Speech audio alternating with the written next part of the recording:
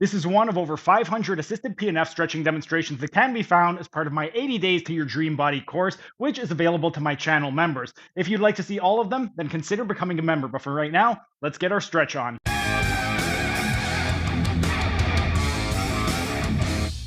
And while we're resting, let's continue with our assisted PNF stretching demonstration at the glenohumeral joint. And now we're going to transition into the shoulder extensors. For this variation, we're mainly going to be emphasizing the latissimus dorsi, and more specifically, we're going to be getting into the inferior fibers of the inferior portion of the latissimus dorsi muscle.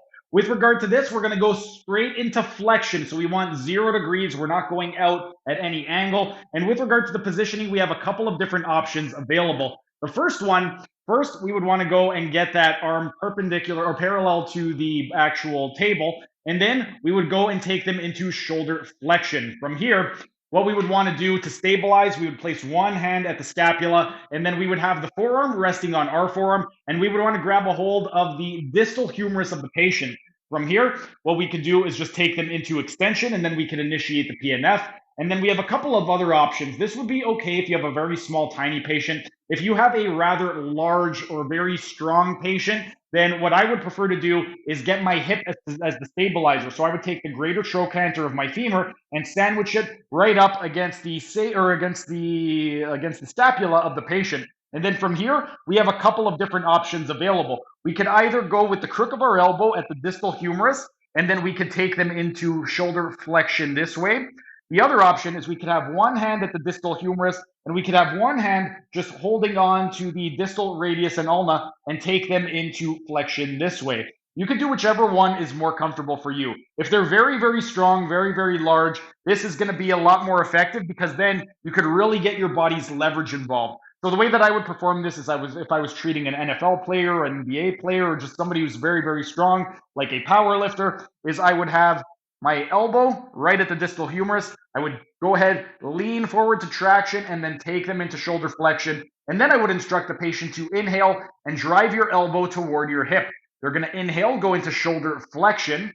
And then as they exhale and relax, I'm going to lean forward to traction and create space and take them deep into shoulder flexion.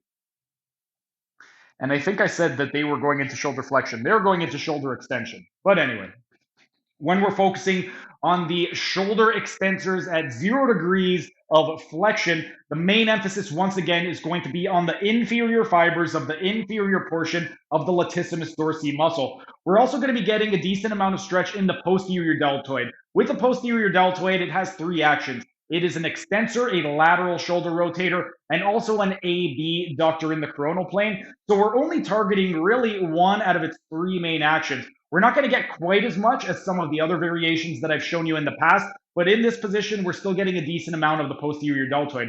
Some other muscles, we will be getting a decent amount of stretch in the teres major, as well as the long head of the triceps brachii group. And then some muscles that we will be targeting indirectly are going to be the infraspinatus and the teres minor. The infraspinatus and teres minor, they are not shoulder extensors. However, because they reside on the posterior surface of the shoulder complex, when we take them into shoulder flexion, we are going to be emphasizing that posterior surface of the shoulder. So we will be indirectly targeting the infraspinatus and the teres minor. But the main emphasis in this particular stretch is going to be on the inferior fibers of the inferior portion of the latissimus dorsi muscle.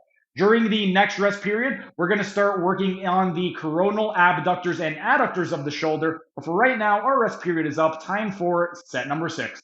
That was just a tiny taste of what can be found in my members only section. If you enjoyed it, become a member for only $5 a month to get access to hundreds of member only videos.